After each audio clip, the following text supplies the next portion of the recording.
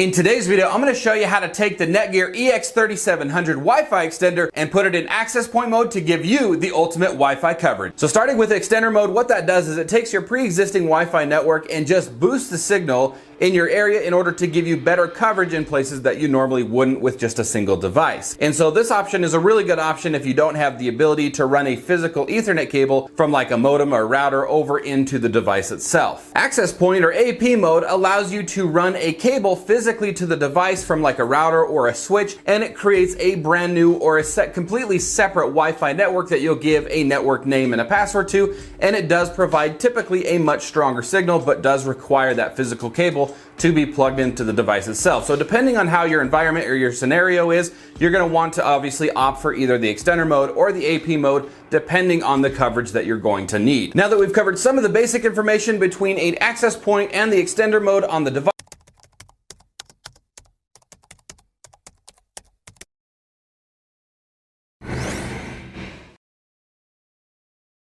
let's go ahead and jump right in. All right, so this next step is really going to be determined if your device is already set up or if it's a brand new unit. If it's a brand new unit, you can go ahead and skip this step because it is already obviously factory reset. But if you do have a device like mine where it's currently in extender mode and we're swapping it over to access point mode,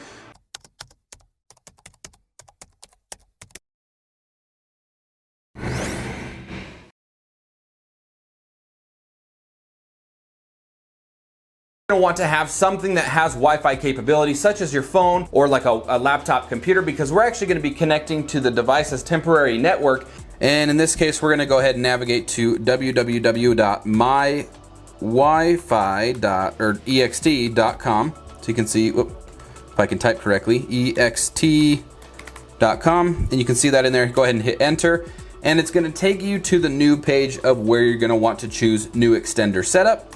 And then from here, you are going to want to fill out the create an account option, because with this information, you will need it later on if you want to log into the device to go ahead and change settings. Once you have that all filled out, go ahead and click on next, and it's going to forward you over to the next page where you're going to want to either choose Wi-Fi range extender or access point. Again, in today's demonstration, we are going to be choosing access point.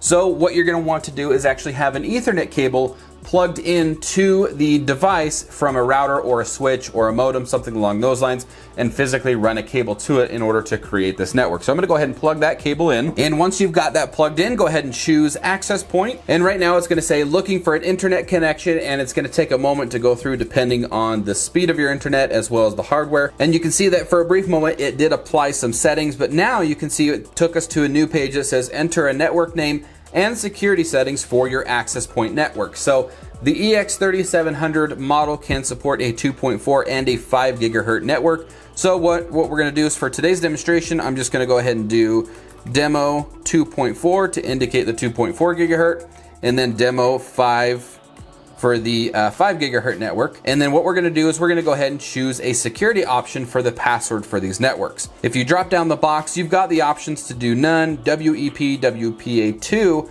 PSK or pre-shared key, and then you've got WPA, PSK, TKIP. So there's a few different options on here. You may want to research exactly which one that you want to use. So typically the most common one that we're going to be using in today's video is actually going to be the WPA2 PSK. So we're going to select that on both of the networks, and then we're just going to give it a simple password of help cloud. And then once you've got the information in there, you're going to go ahead and click on next. Again, you're going to want to configure these to your scenario or to your preference, because you may have people that may want to access the 2.4 and you may want to reserve the 5 gigahertz for something else. So again, up to your preference. Once you have it all set up, click next. It's going to take us to a page where it says we are applying your settings. This may take a moment. So again, depending on the speed of the internet and just the hardware itself, this may take a few moments. So we'll go ahead and fast forward the video. Perfect. As you can see, it has applied the settings, and it takes us to a summary page where it says connect any Wi-Fi enabled device like you would connect to them to your main network using the credentials below. So it gives you kind of an overview, or again, a summary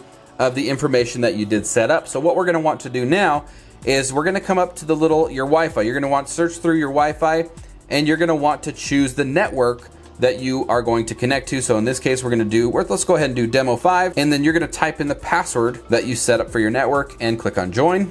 And then once it has connected, you can see down here it says click the continue button after you've connected to your Wi-Fi network device. So we're gonna go ahead and check the box here and then click on continue. And then it's gonna forward us to a secondary summary page that says you've successfully created an access point. And once again, it gives you a rundown of the networks that you set up, and then you can go ahead and click next one more time. From here, it's going to ask if you want to register your product. You don't have to worry about doing this. If you come up, you can see in the top right-hand corner, go ahead and click on the X, and it's gonna go ahead and X that out, and you no longer have to register your product.